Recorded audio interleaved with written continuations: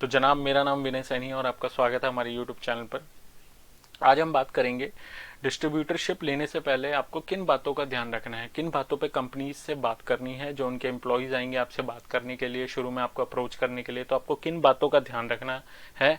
अगर आप नए हो तो भी आपको उन बातों का ध्यान रखना है, और अगर आप पुराने हो, ऑलरेडी कंपनियों के साथ काम कर रहे हो और किसी नई कंपनी से जुड़ना चाहते हो, तो भी मैं कहूँगा आपको उन बातों का ध्यान रखना है। तो चलिए इस वीडियो को स्टार्ट करते हैं।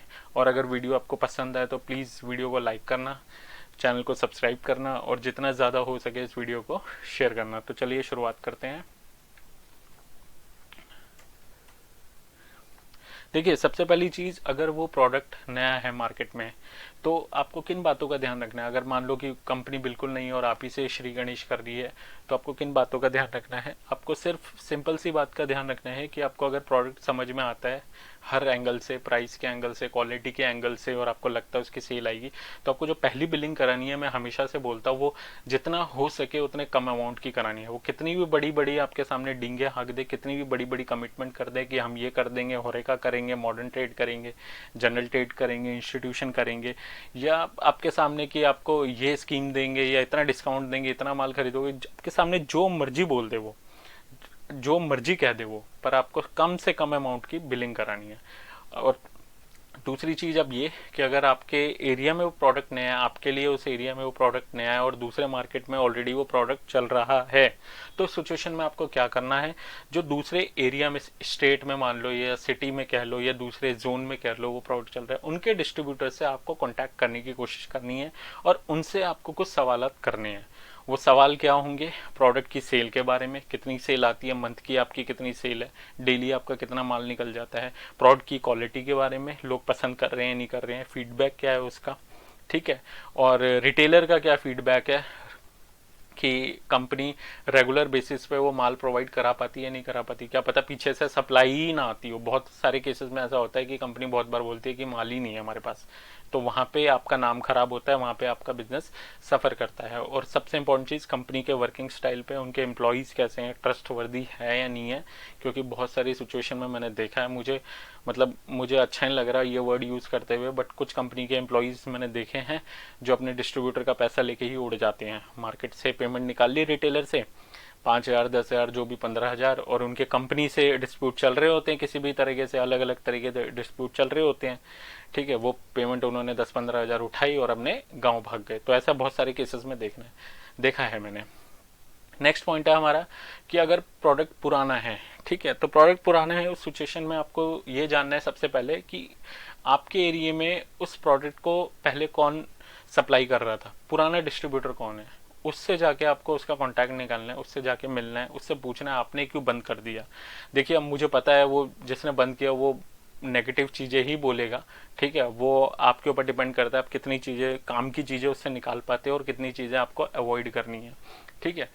उसके बाद आपको क्या करना है कि डिस्ट्रीब्यूटर से तो आप मिल लिए, अब आपको रिटेलर्स के पास जाना है, उस पर्टिकुलर मार्केट में रिटेलर के पास जाना है और उनसे फिर वही फीडबैक लेने हैं जो मैंने आपको पहले पॉइंट में बताया कि इस प्रोडक्ट की सेल कितनी थी, कितनी सेल आती है, एम्प्लॉई कैसे हैं, रेगुलर विजिट करते हैं या नहीं करते हैं, सपोर्टिव है या नहीं है, झूठे तो नहीं है, जो कमिटमेंट करते हैं वो फुलफिल करते हैं या नहीं करते, ठीक है, और कंपनी का वर्किंग पैटर्न क्या है। तो इससे आपको काफ़ी अंदाज़ा मिल जाएगा, इससे आपको काफ़ी हद तक समझ में आ जाएगा कि मुझे इस कंपनी से जुड़ना चाहिए या नहीं जुड़ना चाहिए, मुझे इस कंपनी के साथ काम करना चाहिए या नहीं करना चाहिए, मैं यहाँ से कमा पाऊंगा या नहीं कमा पाऊंगा।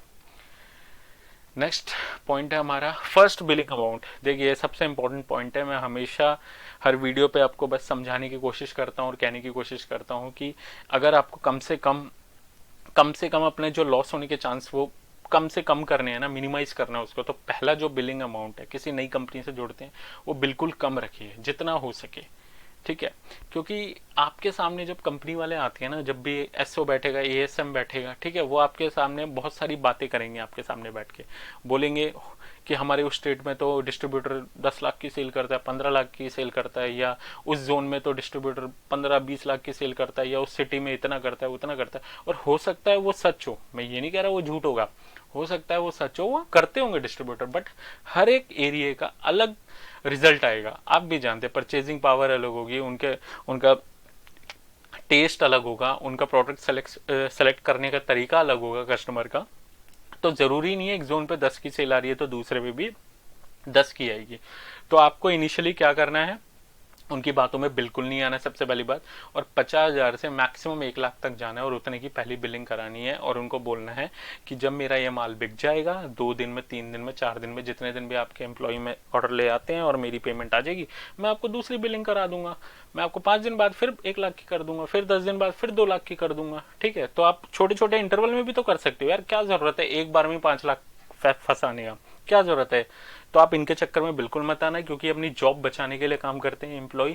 इनको सिर्फ अपनी जॉब का प्रेशर होता है और कंपनी को सिर्फ अपने प्रॉफिट से मतलब होता है। इन्हें कोई मतलब नहीं होता डिस्ट्रीब्यूटर से कि वो कमाएगा या नहीं कमाएगा या फिर वो लॉस में चले जाएगा, इन्हें कोई मतलब नहीं है। इन्हें सिर्फ अपने प्रॉफिट से मतलब और एम्प्लॉय को सिर्फ अपनी जॉब से मतलब है। यहाँ पे जो मतलब है आपके काम से या आपके प्रॉफिट से या आपकी मेहनत से, वो सिर्फ आप ही को है, वो सिर्फ आप ही को ही ध्यान रखना है। तो ये आपका हार्ड अर्न मनी है, आपकी मेहनत का पैसा है। इसको किसी की भी फालतू की कमिटमेंट में आके कहीं भी इन्वेस्ट मत कीजिए। कंपनी के एम्प्लॉयज़ का तो काम ही यही होता है चने के झाड़ पे चढ़ाने का, बट आपको नहीं चढ़ना, आपको रियलिटी में रह के काम करना है। तो इसको कहीं भी इन्वेस्ट मत कीजिए और सोच समझ के इन्वेस्ट कीजिए। तो पहली बिलिंग अमाउंट सिर्फ 50,000 तक रखिए, इससे ऊपर कम मत रखिए। अब देखिए दूसरा पॉइंट हमारा है कि उनसे उनका एरिया पूछिए, उनसे बीट प्लान पूछिए उनका कि वो कौन कौन सी मार्केट करेंगे, मेरा कौन कौन सा एरिया होगा, कौन कौन सा जोन होगा, कौन कौन सी बीट होगी, कितनी मार्केट वो कवर कर लेंगे, वो वीकली करेंगे या फोर्टनाइटली करेंगे, मतलब कि 15 दिन में करेंगे, कितनी दुकानें करेंगे। अब देखिए इसका भी झांसा देख के वो आपसे प्राइमरी ज़्यादा से ज़्यादा कराने की कोशिश करेंगे। प्राइमरी मतलब आपसे परचेजिंग ज़्यादा से ज़्यादा कराने की कोशिश करेंगे। ये कि आपके एरिया में मान लो आपके पूरे एरिया में जो एरिया आप कवर करोगे में 500 दुकानें हैं, बोलेंगे यार 500 दुकानें, आपने 1000 का भी माल डाला तो इतने का हो गया, ये तो इतनी कैलकुलेशन होगी, एटलीस्ट आप 5 लाख की तो बिलिंग करो। बट उस सिचुएशन में आपको उनको एक ही जवाब देना है कि भाई ज़रूरी थोड़ी ना है कि 500 दुकानों में ही सेल आ जाए। पहले मार्केट एक बार जाने तो दो, एक बार माल मार्केट में जाने तो दो, सबको देखने दो हर दुकान पे उतनी उतनी सेल है या नहीं है। अब इसका एक बेस्ट एग्जांपल है, अब जैसे ऑलिव ऑयल का एक ब्रांड है दिल्ली में, वो क्या है कि वेस्ट दिल्ली में उनकी जो सेल है वो उतनी नहीं है। क्यों? क्योंकि वेस्ट दिल्ली में वो सिर्फ अच्छे आउटलेट पे ही बिकता है। वेस्ट साउथ दिल्ली में उनकी सेल 10 लाख की है और वेस्ट दिल्ली में उनकी सेल 3 लाख की है। और 3 लाख की क्यों है? क्योंकि वेस्ट दिल्ली में स्टोर तो बहुत ज़्यादा है, गिनने को तो 1000, 2000, 3000 स्टोर होंगे, बट उनकी सेल सिर्फ 100 पे ही है, बाकियों पे नहीं है।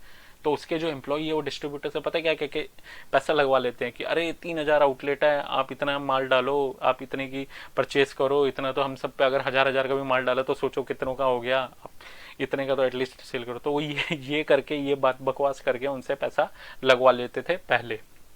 बट बिकना तो 100 दुकानों पे ही है। तो ज़रूरी नहीं है कि 500 दुकानें अगर वो करेंगे तो 500 पे ही सेल आ जाएगी। तो आपको एक ही मंत्र याद रखना है, पहला बिल है वो कम से कम करना है, और बल्कि पहला नहीं, आगे के दूसरे, तीसरे, चौथे बिल तक कम से कम अमाउंट आपको लगाना है। नेक्स्ट पॉइंट, अब देखिए जो कंपनी के एम्प्लॉयज़ आते हैं, एसओ आता है, एएसएम आता है, डिस्ट्रीब्यूटर के साथ बैठ के बड़ी बड़ी बातें करेगा, बोलेगा हम होरेका करेंगे, मतलब होरेका मतलब होटल वगैरह करेंगे, आपके प्रोडक्ट को वहाँ भी बेचेंगे, हम मॉडर्न ट्रेड करेंगे, हम इंस्टीट्यूशन में भी आपके प्रोडक्ट को बेचेंगे, कॉलेजेस वगैरह हर जगह आपके प्रोडक्ट को बेचेंगे, और आप कैलकुलेटर पे उंगलियां घुमाएंगे और आपकी लाखों में अर्निंग दिखा देंगे। बट ये सब फेक होता है, ये सब बुलशिट है, ये सब बकवास है। क्योंकि देखिए अब कहने को तो वो कुछ भी कह देंगे कि इतने की सेल हो जाएगी, उतने की सेल हो जाएगी। अब देखिए मैंने बहुत केसेस में देखा है, बहुत लोग कहते हैं जब बिजनेस करते हैं कि मेरी सेल तो करोड़ों में है, मेरी सेल तो लाखों में है, बट उनसे पूछो कि आपकी उधारी कितनी है, जी करोड़ों में ही उधारी है हमारी। तो मैं ये कहता हूँ कि भाई जो पैसा आपके हाथ में अगर आज की डेट में आ जाता है ना मार्केट से निकल के, तो वही पैसा आपका है, वही एक्चुअल सेल है आपकी। जो मार्केट में फंसा हुआ है वो आपका नहीं है। क्या गारंटी है वो आएगा नहीं आएगा? कोई गारंटी नहीं है। वो पैसा मरेगा या आपके अकाउंट में आएगा, उसकी कोई गारंटी नहीं है। तो जो आपके हाथ में है वही आपका है। तो जब कोई सामने वाला आपको एएसएम या एसओ आपको ये बोले ना होरेका करेंगे, मॉडर्न ट्रेड करेंगे, इंस्टीट्यूशन करेंगे, तो उसको सीधा एक जवाब देना, भाई जिस दिन करोगे ना, जिस दिन मेरे दरवाजे पे ऑर्डर होगा, जिस दिन मेरी वहाँ से पेमेंट आ जाएगी, चेक के थ्रू या जो भी ऑनलाइन पेमेंट आ जाएगी, उस दिन मैं मानूंगा कि मेरी सेल है। अगर आप आज कुछ भी बोल दोगे ना कि मैं स्वर्ग में भी माल बेच दूंगा या फिर मैं कहीं भी बेच दूंगा, तो मैं नहीं मानूंगा, क्योंकि मेरे हाथ में वो है ही नहीं। मेरे हाथ में जो ऑर्डर होंगे, मेरे हाथ में जो सेल होगी, मेरे हाथ में जिस चीज़ का पैसा आएगा, मैं उसको मानूंगा और आपको उसी को ही मानना है। आपकी उनकी बातों पे नहीं, आपको उनकी बातों पे बिल्कुल नहीं आना और बिल्कुल नहीं चलना है। नेक्स्ट पॉइंट है हमारा कि हमेशा कंपनी से है ना एम्प्लॉय मांगिए। बहुत बार मैंने बहुत केसेस में देखा है कि कंपनी क्या करती है, एक्स्ट्रा 5% 6% दे देती है डिस्ट्रीब्यूटर को कि हम आपको दे देते हैं, और डिस्ट्रीब्यूटर भी मान जाता है, खुश हो जाता है, और हमको एम्प्लॉय नहीं देंगे, आप अपने तरीके से काम कीजिए। तो जो डिस्ट्रीब्यूटर जानता है अपने एरिया को ठीक ठाक, उसने लड़का रखा होता है 6 7 8 हज़ार का, वो सोचता है मैं इसी से काम करवा लूंगा, इसी से ही मैं क्या कहते हैं यही मेरी डेली की सेल ले आएगा और मैं इसी से ही सब कुछ करवा लूंगा, और मेरा तो 5 7% जो है मेरा वो प्रॉफिट हो गया एक्स्ट्रा। तो ये गलती बिल्कुल मत कीजिए, ये बहुत बड़ी गलती है और बहुत सारे डिस्ट्रीब्यूटर करते हैं। क्योंकि जो कंपनी आपको एम्प्लॉय देगी ना, उसका पूरा फोकस आपकी सेल पे होगा और ऑर्डर लाने पे होगा, और एम्प्लॉय ही ऑर्डर ला पाता है। एक 6 7 8 हज़ार का लड़का उस तरीके से एम्प्लॉय ऑर्डर नहीं ला पाएगा जिस तरीके से एक कंपनी 20 हज़ार का लड़का रखती है और वो ऑर्डर लेके आता है। आपका काम है सप्लाई पे फोकस करना। एज ए डिस्ट्रीब्यूटर अगर मैं बात करूँ तो मेरा काम होगा सप्लाई पे फोकस करना, कि मेरी सप्लाई सही हो। सेकंड जो मेरा फोकस होगा वो ये होगा कि मेरी पेमेंट टाइम पे रिकवर हो जाए। अब मैं वो चाहे एम्प्लॉयज़ के थ्रू रिकवर कराऊँ या खुद मार्केट में घूम के रिकवर करूँ, रिलेशन बना के, या जैसे भी डेली में विजिट करूँ, वो मेरा काम है पेमेंट को रिकवर करना। दूसरा ये कि फीडबैक देखो, कस्टमर्स का फीडबैक देखो कैसा है मेरे प्रोडक्ट को लेके, रिप्लेसमेंट में टाइम पे रिप्लेस कर रहा हूँ या नहीं कर रहा हूँ। एम्प्लॉय को सपोर्ट करो, कंपनी का एम्प्लॉय जो होगा उसको आप सपोर्ट करो। तो आपका फोकस है ये सारे काम करने का। आपका फोकस नहीं है कि आप 5 7% ले लो और आप ही ऑर्डर लेके आ रहे हो, या आपने एक 6 7 हज़ार का लड़का रखा वही ऑर्डर लेके आ रहे हैं। एम्प्लॉय का काम एम्प्लॉय को करने दो, और कंपनी से ज़रूर वो एम्प्लॉय मांगो। वो डेली की आपकी सेल ला के देगा, आपके बिजनेस को ऊपर लेके जाएगा वो आपको। अगर आपने उसको ठीक तरीके से उससे काम करवाना आ गया ना आपको, तो वो आपको ऊपर ही लेके जाएगा, आपको नीचे नहीं लेके जाएगा। अब देखिए अगला जो पॉइंट है वो ये है कि क्लेम्स और रिप्लेसमेंट। ये देखिए ये सबसे इम्पोर्टेंट पॉइंट है, बट डिस्ट्रीब्यूटर्स जो हैं इस पे कभी ध्यान नहीं देते, इसको अवॉइड कर देते हैं, इसको इग्नोर कर देते हैं, या फिर वो जब ये एक्सपीरियंस करते हैं ना टाइम के साथ, तभी वो इस चीज़ को थोड़ा सा इंपॉर्टेंस देने लगते हैं। वरना वो इस चीज़ को शुरू में तो कोई ध्यान भी नहीं देता, और शुरू में तो लोगों को खैर पता ही नहीं होता इस चीज़ के बारे में, तो वो ध्यान क्या देगा। वो तो जब एक्सपीरियंस करता है, जब उसे नुकसान होने लगता है, जब वो तंग आ जाता है, फ्रस्ट्रेट हो जाता है, उसके बाद वो इन चीज़ों पर ध्यान देने लगता है। तो अगर आप नई तरीके से स्टार्ट कर रहे हैं काम को, या एग्जिस्टिंग डिस्ट्रीब्यूटर भी हैं, उनके लिए भी बहुत इंपॉर्टेंट पॉइंट है। जो आपके क्लेम्स होंगे ना, क्लेम्स वो होते हैं जैसे मान लीजिए एज ए डिस्ट्रीब्यूटर मेरे पास 30% मार्जिन मुझे कंपनी, 40% मार्जिन मुझे कंपनी देती है और 30% मैं रिटेलर को देता हूँ। बट कुछ बड़े आउटलेट होते हैं जो मुझसे 40 मांगते हैं, तो उस सिचुएशन में एम्प्लॉय क्या करता है, वो पूरा 40 उसको दे देता है। बट मेरे पास तो कुछ बता नहीं, मेरे पास तो कुछ भी नहीं बचा, मेरे पास तो जैसे आया वैसे चला गया। उस सिचुएशन में मेरा मार्जिन कैसे निकलेगा। वो बाद में क्लेम्स बनाते हैं, उनके पास एएसएम बजट होते हैं, उनके पास डैमेजेस का बजट होता है, और भी बहुत सारे बजट होते हैं। वो उसको एक्स्ट्रा दिखा के वो एक तरीके से जो वो 10% का मार्जिन वहाँ गया वो मेरी जेब में आ जाता है। तो वो क्लेम्स होते हैं, बट ये मंथली इनको क्लियर होना चाहिए, बट ये महीनों तक अटक जाते हैं। रिप्लेसमेंट तो आप जानते ही होंगे कि दुकान में माल गया और उसके बाद वो नहीं बिका तो वो वापस आ गया, वो वापस फिर कंपनी के पास जाते हैं। अब देखिए क्लेम्स एंड रिप्लेसमेंट है ना, मैं ये कहता हूँ मंथली बेसिस पे होना चाहिए, बट कंपनी इसको मंथली बेसिस पे करती नहीं है। इसको 2 2 3 3 4 4 5 5 महीना अटका के रखती है। क्या कहते हैं, और डिस्ट्रीब्यूटर परेशान हो जाता है, वो बोलता रह जाता है कंपनी को, बट कंपनी ये बातें सुनती नहीं है। मान लीजिए आपकी क्लेम्स एंड रिप्लेसमेंट है, 5 लाख की सेल करते हो, आपके 10 20 हज़ार की क्लेम और रिप्लेसमेंट ही हो गई आपकी, और अगले महीने एम्प्लॉय बोलता है आपको कि जी 2 लाख रुपए की प्राइमरी कर दीजिए, आप 2 लाख की परचेज कर लीजिए। तो उसमें आपको उस सिचुएशन में आपको पूरे 2 लाख रुपए डालने पड़ेंगे। बट आपका अगर मंथली क्लियर होता है तो 20 हज़ार रुपए आपके माइनस हो जाएंगे, आपको सिर्फ 1,80,000 ही पेमेंट करनी पड़ेगी और आपके पास 2 लाख का माल आ जाएगा। ठीक है। बट क्या होता है कि अब देखिए कंपनी को कोई फर्क नहीं पड़ता, कंपनी को वो अटकाएगी। उसका काम ये है कि आपने पेमेंट डाली और आपको माल डिलीवर कर दिया। अब ये क्लेम्स एंड रिप्लेसमेंट 2 महीने हो जाए, 3 महीने हो जाए, 4 महीने हो जाए, उससे कोई फर्क ही नहीं पड़ रहा है कंपनी को। यहाँ पे फर्क किसको पड़ता है, आपको। आपने जितना कमाना नहीं उससे आधा तो आपने इसी में गवा दिया, उससे आधा तो इसमें ही अटका रहा। और अगर आप भी बिल्कुल ध्यान नहीं देते इन चीजों का, क्योंकि distributor as a person, as a distributor लोग इस पे ध्यान नहीं देते, लोग बस सेल परचेज में ही लगे रहते हैं, मार्केट में ही लगे रहते हैं। और जब ये बैकएंड का जितना काम है ना, ये जो पेपर वर्क होता है, क्लेम्स रिप्लेसमेंट, इस पे ध्यान ही नहीं देते। जब ये बढ़ जाता है एकदम से, इतना माथे पे आ जाता है, 50-50 हज़ार का हो जाता है, तब इस पे डिस्ट्रीब्यूटर भी ध्यान देने लगता है। और जब वो सारे हिसाब किताब लेके बैठता है कंपनी के साथ, तो कंपनी तो पहले उसमें भी महीना महीना लगा देती है कि भाई हमें ये नहीं समझ में आ रहा, हमें ये नहीं समझ में आ रहा, पहले तो किया नहीं, उसके बाद बोलती है मेरे को ये नहीं समझ में आ रहा, ये नहीं समझ में आ रहा, इसका हिसाब दो, उसका हिसाब दो। उसके बाद आपका जो 50,000 है उसमें से भी अप्रूव होगा आधा, 25,000 30,000, ठीक है, आपको वही मिलेगा। उसके बाद जो बचा है वो आगे फिर उनका वो टालते रहेंगे, वो आगे फिर वो कहानी वो एक दूसरे पे बॉल फेंकते रहेंगे कि ये जी आगे हो जाएगा, आपका आगे हो जाएगा, इतना समझ नहीं आ रहा है, ये नहीं मिलेगा आपको, डायरेक्टली तो बोलेंगे नहीं मिलेगा नहीं, वो आपको टरकाते रहेंगे, टल्ला देते रहेंगे। तो क्लेम्स एंड रिप्लेसमेंट याद रखना दोस्तों, ये हर महीने होना चाहिए। आप पहले ही उनसे कमिटमेंट ले लीजिए, पहले ही उनसे एग्रीमेंट में लिखवा लीजिए, या जो मर्जी हो, इस बेस पे ही काम शुरू करना कि भाई मेरा क्लेम और रिप्लेसमेंट मेरे को मंथली चाहिए, मुझे नहीं चाहिए 2-2 3-3 महीने 4-4 महीने का टल्ला।